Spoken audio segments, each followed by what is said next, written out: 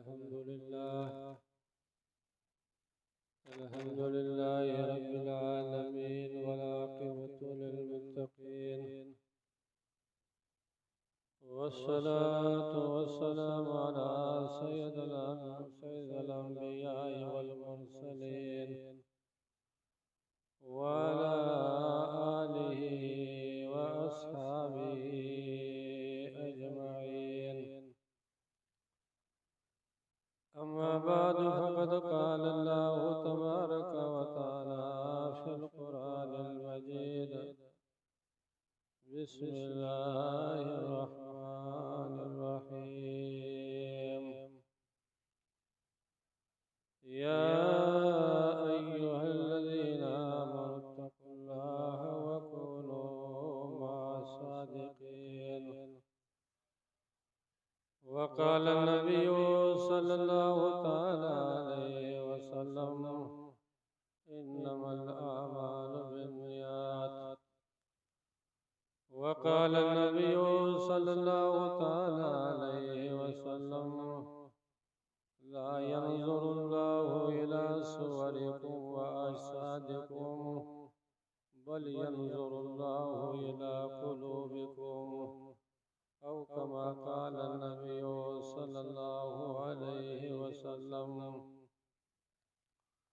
इन्नल्लाह व मलाइकतहु युसल्लूना अलन नबी या अय्युहल्लज़ीना आमनू सल्लू अलैहि व सल्लिमू तस्लीमा। अल्लाहुम्मा सल्लि अला सय्यिदिना व मौलाना मुहम्मद व अला आलि सय्यिदिना व मौलाना मुहम्मद व बारिक व सल्लिम। सलातुन व सलामुन अलैका या रसूलल्लाह सल्लल्लाहु तआला अलैहि वसल्लम। मुअज़्ज़ज़ और मोहतरम हाज़िरीन महफ़िल और स्टेज पर तशरीफ़ फरमा उलमाए अहले सुन्नत, अल्लाह जल्ल शानुहु को शुक्र है, फज़ल है, करम है कि वो ज़ात पाक ने आपको और हमको ज़िक्र खुदा ज़िक्र मुस्तफ़ा की महफ़िल में आने की तौफ़ीक़ अता फरमाई। ये आपकी और हमारे मुश्तरका खुशनसीबी है। ये रबीउल आरास की महफ़िल पाक है और हम लोग अपने मशाइख के बारगाह में अपने अक़ीदतों और अपने मोहब्बतों का इज़हार कर रहे हैं। अल्लाह जल्ल शानुहु आपकी और हमारी इस आज़नात से मोहब्बत, उल्फत और अक़ीदत को अपनी बारगाह में कबूल फरमाए। हमारा तो यकीन है और हर मुसलमान को यकीन होना चाहिए कि अगर नीयत में इखलास हो, अक़ीदत सालिम हो तो इंशाअल्लाहुल अज़ीज़ हमारी इस अक़ीदत को ये उल्फत ज़ाया नहीं होगा, बल्कि दुनिया में भी इंशाअल्लाहुल अज़ीज़ अगर सही अक़ीदत और मोहब्बत का इज़हार करेंगे, अपने मशाइख के फयूज़ व बरक़ात से मालामाल होंगे और कल बरोज़ माशर इंशाअल्लाहुल अज़ीज़ हमारे हशर इन मशाइख के झंडे के नीचे होगा। नीयत में अगर इखलास हो, नीयत सबसे बड़ी चीज़ है। बुखारी शरीफ की सबसे पहले हदीस अल्लाह के रसूल की साजिश को जिक्र के कि इन्नमल अअमालु बिन्नियात, कि अमाल का दारमदार नियतों पर है। वाक़यात में आता है कि महमूद गज़नवी का नाम तो सबने सुना है। अल्लाह हर मुसलमान को ऐसे शुजाअत, ऐसे दिन पर इस्तिकामत, ऐसे दिन पर कुर्बानी का जज्बा नसीब अता फरमाए। महमूद गज़नवी का नाम तो सब सुना है। उन्होंने 16 मरतबा अपने कुव्वत का मुजाहिरा करते हुए कुफार पर हमला कर दिया, लेकिन उसको शिकस्त हुई, कामयाबी उसको नहीं मिली। 16 मरतबा जब उसको शिकस्त हुई, वापस जा रहे थे किसी ने उससे कहा कि हजरत इस गांव में एक बुजुर्ग रहते हैं, एक अल्लाह वाले रहते हैं, उसकी खिदमत में हाजिरी दीजिए, उससे दुआ लीजिए, उसकी ज़ियारत कीजिए, हो सकता है कि आपको कामयाबी मिल जाए। महमूद गजनवी ने सुना, उन्होंने कहा कि नहीं, अभी मैं उन बुजुर्ग की खिदमत में हाजिर नहीं होगा।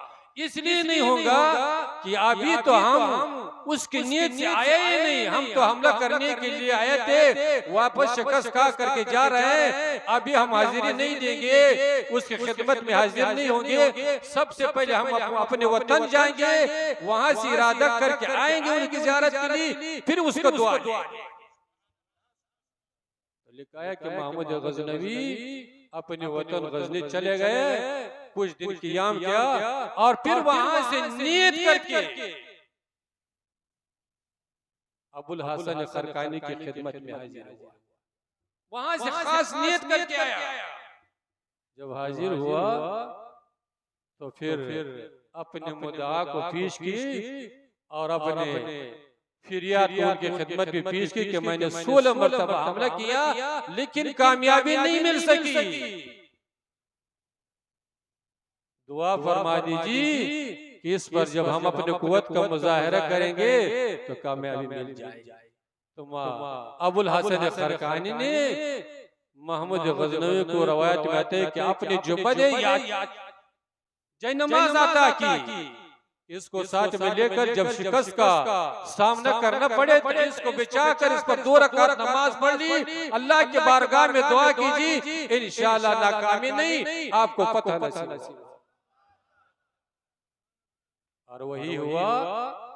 जब 17वां मरतबा उन्होंने हमला किया, जब उसको शिकस्त का सामना हुआ, शिकस्त का एहसास हुआ, उन्होंने उस मुसाला को बिछा करके या उस जुब्बा को अपने सर पर रख करके अल्लाह के बारगाह में दुआ की कि या अल्लाह इस जय नमाज के सदके में, इस जुब्बे के सदके में कामयाबी अता फरमा। उस वक्त अल्लाह ने अपने फजल और से कामयाबी अता की, कुफार को शिकस्त नसीब। नीयत में अगर इखलास हो तो फिर इंशाअल्लाह अज़ीज आप जिस नीयत से आए हैं, जो नीयत लेकर आए हैं, आप महरूम होकर के नहीं जाएंगे, बल्कि अपने मशाइख के फूज़ व बरकत दुनिया व आखिरत के कामयाबी लेकर के जाएंगे। सुभान अल्लाह, सुभान अल्लाह। तो हम लोग बुजुर्गों के उर्स में जाते हैं, जाना ये चाहिए, बुजुर्गों की खिदमत में हाजिरी देना ही चाहिए, इसलिए कि अल्लाह जल्ल शानहू में वकूनु मा सादिकीन, सच्चों के साथ रहो, सच्चों की सोहबत में रहो। और उलमा ने लिखा है कि वकूनु सादिक, वकूनु मा सादिकीन का मतलब है कि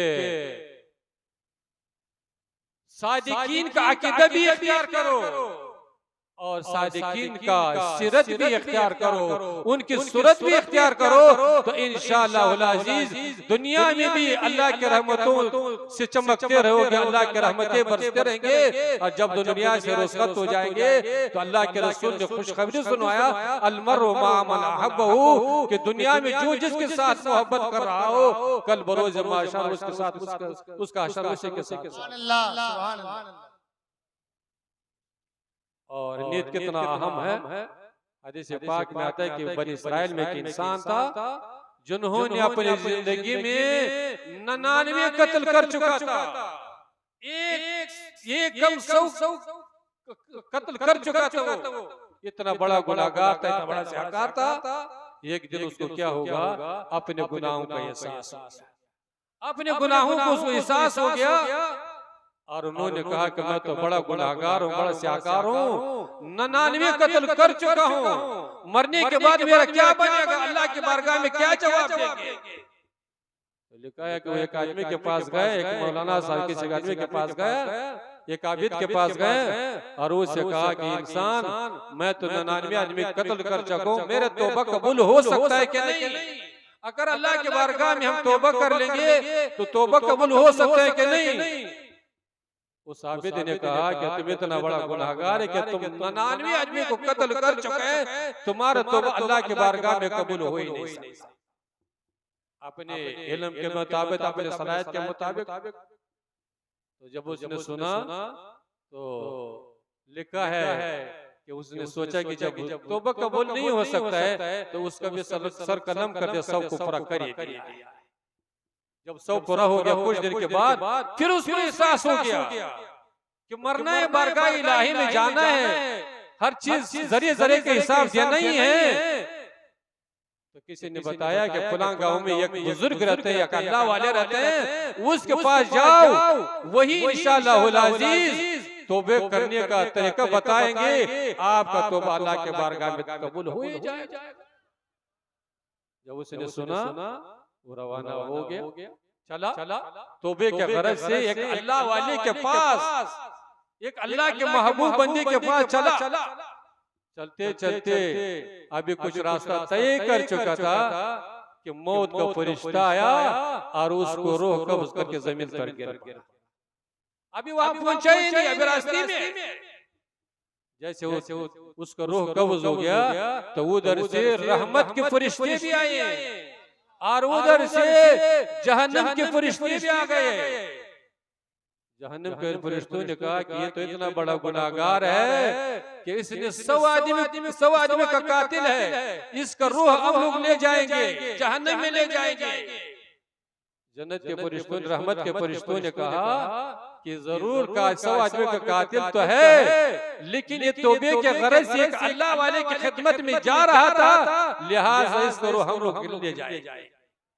जब दोनों में तनाजु हो गया, दोनों फरिश्तों में, रहमत के फरिश्तों में और जहन्नम के फरिश्तों में तनाजु हो गया, तो अल्लाह की तरफ से हुक्म है कि ये फरिश्तों आपस में इख्तिलाफ करने की जरूरत नहीं, लड़ने झगड़ने की जरूरत नहीं, जमीन को नाप लो, अगर ये अल्लाह वाली से करीब है तो इसका रूह रहमत वाले फरिश्ते ले जाएंगे। अगर ये अपने गांवों से करीब, जहां से चलत, अगर वहां से करीब है तो इसका रूह कौन ले जाएगा? जहन्नम वाले फरिश्ते ले जाएंगे। तो जब नाफी शुरू हो गया तो अल्लाह जल्ल शान अपने फजल व करम से उस जमीन को जो अल्लाह वाले से करीब थे उसको हुक्म दिया कि थोड़ा सा सट जाओ,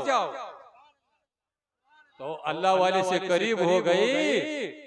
अल्लाह जल्ल शानहू ने अपने फैसले के मुताबिक उसके तमाम गुनाहों को बख्श दिया। नारे तकबीर, नारे रिसालत, नारे हैदरी, फैजाने सरकार हुजूर आली, फैजाने सरकार बाबू हुजूर उर्से मौलाना समरकंदी, नारे तकबीर, सैयदी सरकार बाबू हुजूर।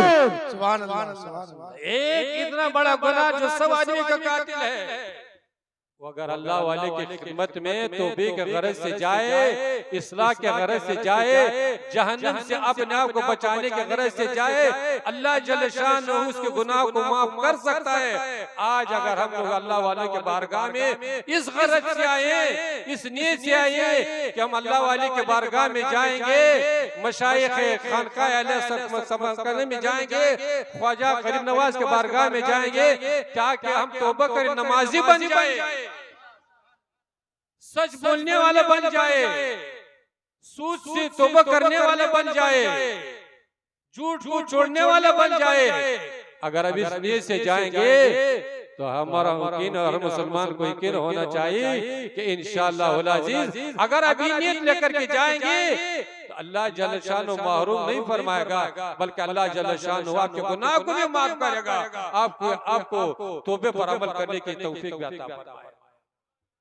लेकिन अफसोस से तो ये करना पड़ता है कि हम लोग तो बुजुर्गों के खिदमत में जाते हैं और अपने अकीदत का इजहार करते हैं, लेकिन जिस मकसद के लिए जाना चाहिए उस मकसद से, उस नीयत से तो हम लोग जाते हैं नहीं।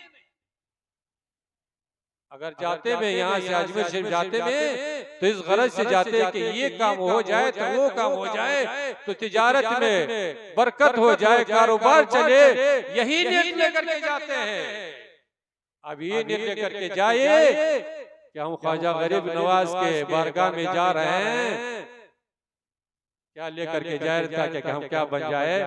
नमाजी बन जाए, नेक बन जाए, साले बन जाए, तो इंशाअल्लाह अज़ीज अगर यही नियत लेकर के जाए, हुजूर ने फरमाया कि इन्नमल आमाल बिन्नियत, अमाल का दारोमदार नियतों पर है।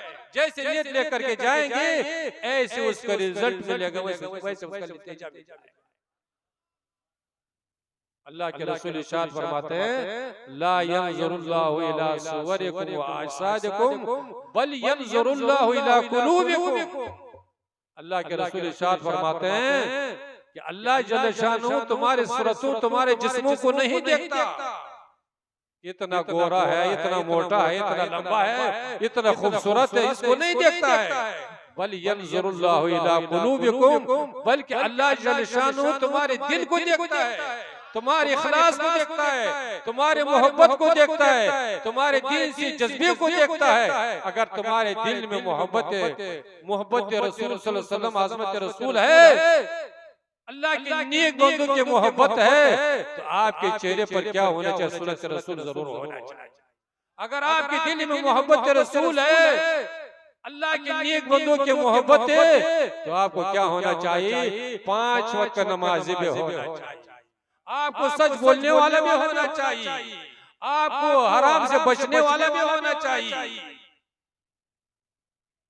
तो मुसलमानों, आप लोग उर्स पाक में आए हो, अल्लाह सबके अन्य को कबूल फरमाए, सबके जाने को कबूल फरमाए, सबकी शिरकत को कबूल फरमाए। अल्लाह सबके नेक मुरादों को, नेक तमन्ना को, नेक मकसद को कबूल फरमाए। तो असल मकसद है कि हम लोग ऐसे मौके से फायदा उठाएं। ये उर्स मुनक्किद के जाते हैं, मुनक्किद करने का मतलब ही क्या है? गोश बात नहीं, गोश खिलाना या गोश बात खाना ये मकसद नहीं। मकसद ये होता है कि जो अल्लाह वाले दुनिया से गुजर चुके हैं, जिन्होंने अपने शब रोज को अल्लाह की इताअत और बंदगी में, जिक्र और अस्कार में बसर की, उसकी जिंदगी को सुनाया जाए, उसके तकवा और परहेज़गारी को सुनाया जाए, उसको बताया जाए, ताकि लोगों के दिल में भी जज्बा और शौक पैदा हो जाए और अपनी जिंदगी को क्या करे? उस अल्लाह वालों की जिंदगी के मुताबिक इख्तियार करे। तो फिर इंशाअल्लाह यही उर्स मुनक्किद करना का असल मकसद यही है।